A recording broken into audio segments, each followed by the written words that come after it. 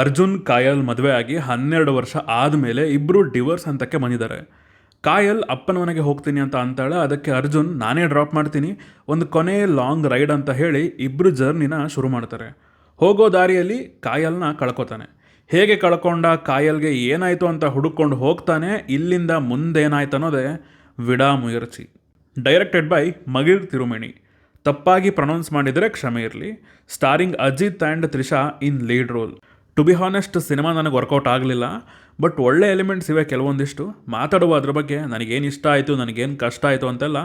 ಅದಕ್ಕಿಂತ ಮುಂಚೆ ಚಾನಲ್ಗೆ ಫಸ್ಟ್ ಟೈಮ್ ಬಂದಿದ್ದರೆ ವೀಡಿಯೋನ ಫುಲ್ ನೋಡಿ, ಇಷ್ಟ ಆದರೆ ಮಾತ್ರ ಸಬ್ಸ್ಕ್ರೈಬ್ ಮಾಡಿಕೊಂಡು ಸಪೋರ್ಟ್ ಮಾಡಿ. ಯಸ್, ಹಾಯ್ ಹಲೋ ನಮಸ್ಕಾರ. ನೀವು ನೋಡ್ತಾ ಇದ್ದೀರಾ ನನ್ನ ಪ್ರಕಾರ. ಕೆರಿಯರ್ ಪೀಕಲ್ಲಿರುವಾಗ ಈ ಥರದ ಹಾಲಿವುಡ್ ಸಿನಿಮಾಗಳಿಂದ ಇನ್ಸ್ಪೈರ್ಡ್ ಆಗಿ ರಿಮೇಕ್ ಸಿನಿಮಾ ಮಾಡಿ ಡಿಸಪಾಯಿಂಟ್ ಮಾಡೋದಕ್ಕಿಂತ ನಮ್ಮ ಆಡಿಯನ್ಸ್ ಆ್ಯಂಡ್ ಫ್ಯಾನ್ಸ್ ಎಂಜಾಯ್ ಮಾಡೋ ರೆಗ್ಯುಲರ್ ಕಮರ್ಷಿಯಲ್ ಸಿನಿಮಾ ಕೊಟ್ಟುಬಿಟ್ರೂ ಸಾಕು ಅಂತ ಅನಿಸ್ಬಿಡ್ತು ನನಗೆ. ಈ ಸಿನಿಮಾ ನೋಡುವಾಗ ಅದೇ ಥರದ ಫೀಲ್ ನನಗೆ ಬಂದಿದ್ದು. ಈ ಸಿನಿಮಾ ವೆಸ್ಟರ್ನ್ ಆ್ಯಕ್ಷನ್ ಫಿಲ್ಮ್ಸಿಂದ ಹೆವಿ ಇನ್ಸ್ಪೈರ್ಡ್ ಆಗಿದೆ. ಇನ್ ಟರ್ಮ್ಸ್ ಆಫ್ ಮೇಕಿಂಗ್ ಆಗಿರಲಿ, ಆ್ಯಕ್ಷನ್ ಆಗಿರಲಿ, ಈವನ್ ಸ್ಟೋರಿ ಕೂಡ. ಸರಿ, ಫಸ್ಟ್ ಇಷ್ಟ ಆಗಿದ್ದ ವಿಚಾರಕ್ಕೆ ಬಂದರೆ, ಜಾನರ್ ಸ್ಪೆಸಿಫಿಕ್ ಫಿಲ್ಮ್ ಅನ್ಬೋದು. ಡೈರೆಕ್ಟರ್ ಅವರು ಸಿನಿಮಾದ ಜಾನರ್ಗೆ ಬೇಡದೇ ಇರತಕ್ಕಂತಹ ಎಲಿಮೆಂಟ್ಗಳನ್ನು ಹಾಕಿ ಡೈಲ್ಯೂಟ್ ಮಾಡಿಲ್ಲ. ಅವರು ಮೇ ಬಿ ಇದನ್ನು ಒಂದು ಹಾಲಿವುಡ್ ವೆಸ್ಟರ್ನ್ ಸ್ಟೈಲಲ್ಲಿ ಸಿನಿಮಾ ಮಾಡಬೇಕಿತ್ತು ಅಂತ ಅಂದ್ಕೊಂಡಿದ್ರು ಅಂತ ಅನಿಸುತ್ತೆ. ಅದನ್ನು ಪ್ರಾಪರಾಗಿ ಅಚೀವ್ ಮಾಡಿದ್ದಾರೆ ಅಂತ ಹೇಳ್ತೀನಿ. ಸಿನಿಮಾ ತನ್ನ ಬೌಂಡ್ರಿನ ಬಿಟ್ಟು ಎಲ್ಲೂ ಹೊರಗಡೆ ಬೀಳೋದಿಲ್ಲ. Good one. ನನಗೆ ಈ ಒಂದು ಕನ್ವಿಕ್ಷನ್ ತುಂಬ ಇಷ್ಟ ಆಯಿತು. ನೆಕ್ಸ್ಟ್, ಅಜಿತ್ ಅವರ ಪರ್ಫಾರ್ಮೆನ್ಸ್ ಮತ್ತು ಸ್ಕ್ರೀನ್ ಪ್ರೆಸೆನ್ಸ್ ಚೆನ್ನಾಗಿದೆ. ಇಲ್ಲಿ ಆ್ಯಸ್ ಅ ಕಾಮನ್ ಮ್ಯಾನ್ ಆಗಿ ಕಾಣಿಸ್ಕೊಂಡಿದ್ದಾರೆ ಸಿನಿಮಾದಲ್ಲಿ. ಆ ಪಾತ್ರಕ್ಕೆ ಆದ ಲಿಮಿಟೇಷನ್ಸ್ ಇದೆ, ಬೌಂಡ್ರಿ ಇದೆ, ರೆಸಿಸ್ಟೆನ್ಸ್ ಅನ್ನೋದು ಇಲ್ಲಿ ಅದಕ್ಕೆ ಜಾಸ್ತಿನೇ ಸಿಕ್ಕಿದೆ. ಅದೆಲ್ಲದನ್ನು ಚೆನ್ನಾಗಿ ಹ್ಯಾಂಡಲ್ ಮಾಡಿದ್ದಾರೆ. ಸ್ಟಂಟ್ಸಲ್ಲಿ ಅವರ ಎಫರ್ಟ್ಸ್ ಹೈಲೈಟ್ ಆಗುತ್ತೆ, ಅದರ ಬಗ್ಗೆ ಮುಂದೆ ಮಾತಾಡ್ತೀನಿ. Overall cinema one man show ಅನ್ಬೋದು. ಇರೋದೇ ಕೆಲವು ಪಾತ್ರಗಳು, ಅದರಲ್ಲಿ ಮೀಡಿಯೋಕೋರ್ ಅಂತ ಅನಿಸೋ ಪಾತ್ರಗಳೇ ಜಾಸ್ತಿ. ಅವುಗಳ ಮಧ್ಯೆ ಈ ಪಾತ್ರ ಸ್ವಲ್ಪ ಸ್ಟ್ಯಾಂಡ್ಔಟ್ ಆಗುತ್ತೆ. ಜಾನರ್ ಸ್ಪೆಸಿಫಿಕ್ ಫಿಲ್ಮ್ ಆಗಿರೋದ್ರಿಂದ ಪಾತ್ರ ಕೂಡ ಹಾಗೇ ಇದೆ, ಅದನ್ನು ಕೂಡ ಡೈಲ್ಯೂಟ್ ಮಾಡೋದಕ್ಕೆ ಹೋಗಿಲ್ಲ. ಇನ್ನು ಸೆಕೆಂಡ್ ಹಾಫಲ್ಲಿ ಬಂದಂತಹ ಒಂದು ಕಾರ್ ಚೇಸ್ ಆ್ಯಕ್ಷನ್ ಬ್ಲಾಕ್ ತುಂಬಾ ಚೆನ್ನಾಗಿದೆ. ಅದರಲ್ಲಿದ್ದ ಎಲ್ಲ ಆರ್ಟಿಸ್ಟ್ಗಳಿಗೂ ಕ್ರೆಡಿಟ್ ಹೋಗಬೇಕು, ಅದನ್ನು ಕೊರಿಯೋಗ್ರಾಫ್ ಮಾಡೋದ್ರಿಗೂ ಕೂಡ. ಅಷ್ಟು ಚಿಕ್ಕ ಸ್ಪೇಸಲ್ಲಿ ಅಷ್ಟೊಂದು ರಿಯಲಿಸ್ಟಿಕ್ ಆಗಿ ಆ್ಯಕ್ಷನ್ ಬರೋದಕ್ಕೆ ಎಲ್ಲರ ಎಫರ್ಟ್ಸ್ ಮ್ಯಾಟ್ರ್ ಆಗುತ್ತೆ.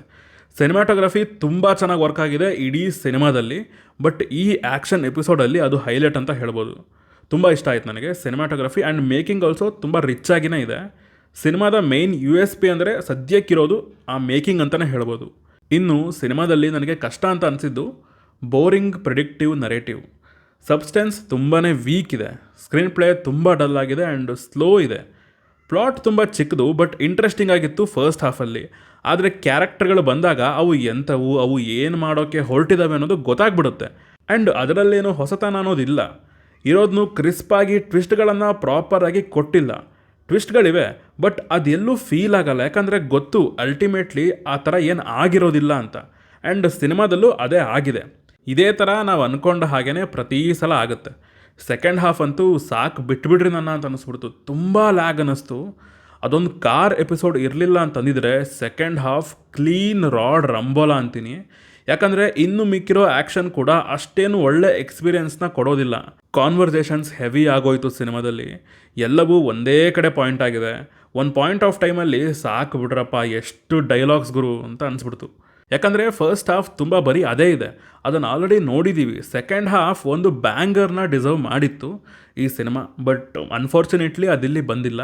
ಸಿನಿಮಾದ ಶುರುವಿನಲ್ಲಿ ಮ್ಯಾಚ್ ಕಟ್ ಮೂಲಕ ಎಡಿಟಿಂಗ್ ಇಂಟ್ರೆಸ್ಟಿಂಗ್ ಆಗಿದೆ ಅಂತ ಅಂದ್ಕೊಂಡು ನೋಡೋಕೆ ಶುರು ಮಾಡಿದವನು ಕೆಲವೊಂದು ಕಡೆ ಬೇಗ ಕಟ್ ಮಾಡಿ ಹೇಳ್ರಿ ಯಾಕಿಷ್ಟು ಸ್ಲೋ ಪೇಸಲ್ಲಿ ಹೋಗ್ತಿದೆ ಸಿನಿಮಾ ಇದು ಅಂತ ತಲೆ ಗಿಮ್ಮಂದೋಯ್ತು.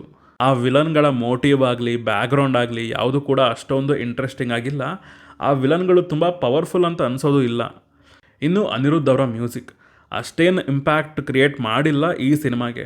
ಅರ್ಥ ಆಗುತ್ತೆ ಫಸ್ಟ್ ಹಾಫಲ್ಲಿ ಮ್ಯೂಸಿಕ್ಕಿಂದ ಹಿಡಿದು ಕೂರಿಸಿ ಎಕ್ಸ್ಪೀರಿಯೆನ್ಸ್ ಕೊಡೋ ಸೀನ್ಗಳು ಯಾವುದೂ ಇರಲಿಲ್ಲ ಅಂತ. ಆ್ಯಂಡ್ ಸೆಕೆಂಡ್ ಹಾಫಲ್ಲಿ ಆ ಕಾರ್ ಆ್ಯಕ್ಷನ್ ಎಪಿಸೋಡಲ್ಲಿ ಒಂದು ಸ್ವಲ್ಪ ಮ್ಯೂಸಿಕ್ ಅನ್ನೋದನ್ನು ಎಕ್ಸ್ಪೀರಿಯೆನ್ಸ್ ಮಾಡಿದ್ದು. ಓವರಾಲ್ ಸಿನಿಮಾ ಅಂತ ಬಂದಾಗ ಮ್ಯೂಸಿಕ್ ನನಗೆ ಅಷ್ಟೊಂದೇನು ಇಂಪ್ರೆಸಿವ್ ಅಂತ ಅನ್ನಿಸ್ಲಿಲ್ಲ. ಓವರಾಲ್ ಆಗಿ ನನ್ನ ಪ್ರಕಾರ ಇದೊಂದು ಆ್ಯಾವ್ರೇಜ್ ಸಿನಿಮಾ. ಸೊ ಇದಿಷ್ಟು ನನಗೆ ಈ ಸಿನಿಮಾ ನೋಡಿ ಹೇಳಬೇಕನ್ಸಿದ ವಿಚಾರಗಳು. ನೀವೇನಾದರೂ ಸಿನಿಮಾ ನೋಡಿದರೆ ನಿಮಗೆ ಅನ್ನಿಸ್ತು ಅನ್ನೋದನ್ನು ಕೆಳಗಡೆ ಕಮೆಂಟ್ಸಲ್ಲಿ ತಿಳಿಸಿ. ಈ ಸಿನಿಮಾನು ಬ್ರೇಕ್ ಡೌನ್ ಅನ್ನೋ ಒಂದು ಹಾಲಿವುಡ್ ಸಿನಿಮಾದ ರೀಮೇಕು. ನೆಕ್ಸ್ಟ್ ಬರ್ತಾ ಇರೋ ಗುಡ್ ಬ್ಯಾಡ್ ಅಗ್ಲಿ ಅದು ಕೂಡ ರೀಮೇಕೆ. The gangster, the cop, the devil ಅಂತ ಸಮಥಿಂಗ್ ಏನೋ ಇದೆ, ಅದರದ್ದು ರಿಮೇಕು ಗುಡ್ ಬ್ಯಾಡ್ ಆಗಲಿ. ಈ ಥರ ಬ್ಯಾಕ್ ಟು ಬ್ಯಾಕ್ ರಿಮೇಕ್ ಮಾಡ್ಕೊಂಡು ಹೋದರೆ ಫ್ಯಾನ್ಸ್ಗಳಿಗೂ ಇಷ್ಟ ಆಗಲ್ಲ, ಆಡಿಯನ್ಸ್ಗೂ ಕಷ್ಟ ಆಗುತ್ತೆ. ಏನಪ್ಪ ಏನೋ ಮಾಡಲಿ, ನೋಡುವ.